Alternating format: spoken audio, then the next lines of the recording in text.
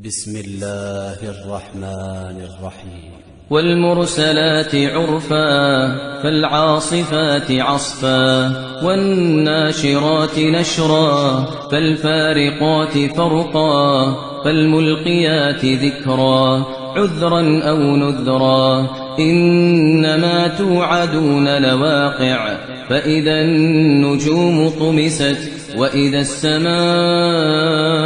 فرجت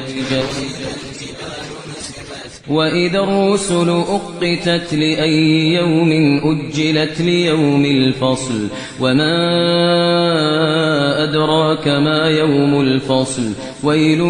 يومئذ للمكذبين ألم نهلك الأولين ثم نتبعهم الآخرين كذلك نفعل بالمجرمين ويل يومئذ للمكذبين ألم نخلقكم من ماء مهين فجعلناه في قرار مكين إلى قدر معلوم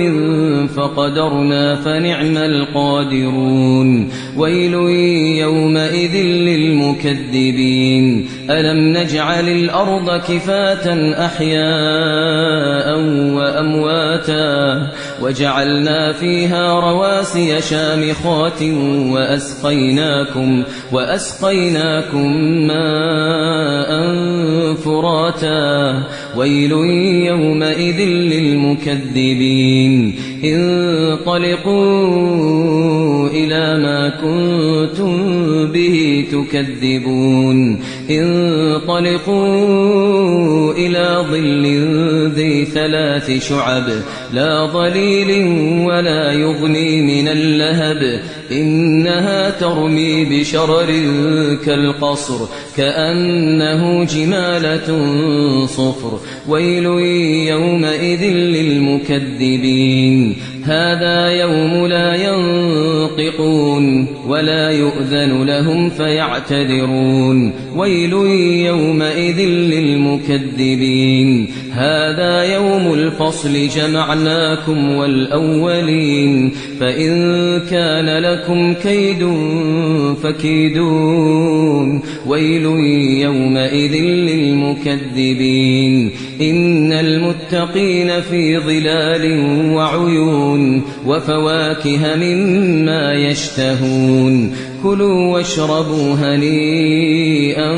بما كنتم تعملون إنا كذلك نجزي المحسنين ويل